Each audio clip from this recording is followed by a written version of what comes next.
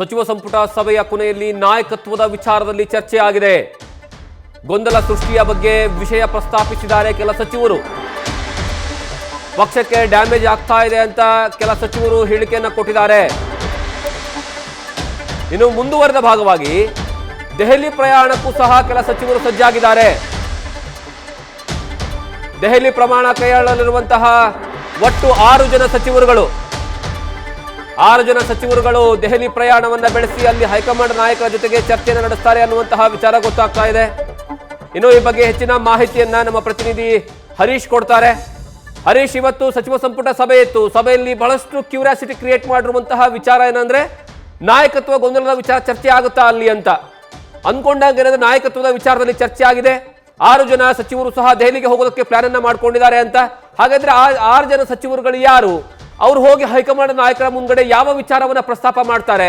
ಏನಾದ್ರೂ ಇಲ್ಲಿ ಹೋಗುವ ಸಂದರ್ಭದಲ್ಲಿ ಸಂಧಾನ ಸೂತ್ರವನ್ನು ತೆಗೆದುಕೊಂಡು ಹೋಗ್ತಿದಾರಾ ಅಥವಾ ಬರೀ ವಿಚಾರವನ್ನ ಪ್ರಸ್ತಾಪ ಮಾಡ್ಕೊಂಡು ವಾಪಸ್ ಬರ್ತಾರಾ?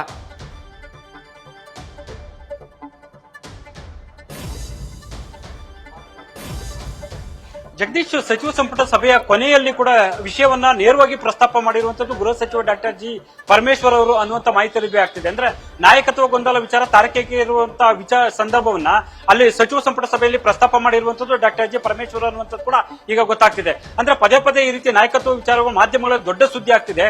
ಆಡಳಿತ ಮತ್ತೆ ಸಹಜವಾಗಿ ಕೂಡ ಸರ್ಕಾರ ಮತ್ತೆ ಪಕ್ಷಕ್ಕೆ ಇದು ಡ್ಯಾಮೇಜ್ ಆಗ್ತಿದೆ. ಈ ಒಂದು ವಿಚಾರಕ್ಕೆ ಸಂಬಂಧಪಟ್ಟಂಗೆ ಯಾಕೆ ಇದಕ್ಕೆ ಇತ್ತೀಚೆಗೆ ಆಡ್ತಿಲ್ಲ ಅನ್ನುವಂತ ನೇರವಾಗಿ ವಿಚಾರವನ್ನ ಪ್ರಸ್ತಾಪ ಮಾಡಿರುವಂತ ಕೂಡ ಗೃಹ ಸಚಿವ ಡಾಕ್ಟರ್ ಜಿ ಪರಮೇಶ್ವರ್ ಅನ್ನುವಂತ ವಿಷಯ ಈಗ ಗೊತ್ತಾಗ್ತಿರುವಂತದ್ದು. ಅದರಲ್ಲೂ ಕೂಡ ಸಚಿವ H K Patil, doctor G Parameshwar, ಮಹಾದೇವಪ್ಪರು, ಸತೀಶ್ ಜಾರಕಿಹೊಳಿ ಸೇರಿದಂತೆ ಹಲವರು ಹಿರಿಯ ಸಚಿವರು ಹೈಕಮಾಂಡ್ ನಾಯಕರನ್ನು ಒತ್ತಾಯ ಮಾಡೋಕೆ ಮುಂದಾಗಿದ್ದಾರೆ ಅನ್ನುವಂಥದ್ದು ಕೂಡ ಈಗ ಮಾಹಿತಿ ಲಭ್ಯ ಆಗ್ತಾ ಇರುವಂತದ್ದು.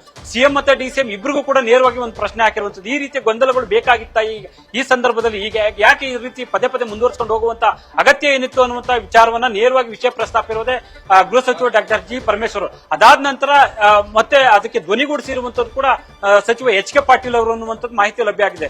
ಸೊ ಒಂದು ಮಹಾದೇವಪ್ಪ ಸೇರಿದಂತೆ ಹಲವರು ಕೂಡ ಈ ಒಂದು ವಿಚಾರಕ್ಕೆ ಸಂಬಂಧಪಟ್ಟಂಗೆ ಸ್ಪಷ್ಟನೆ ಕೇಳ್ತಕ್ಕಂಥ ಒಂದು ಪ್ರಯತ್ನ ಮಾಡ್ತಾರೆ.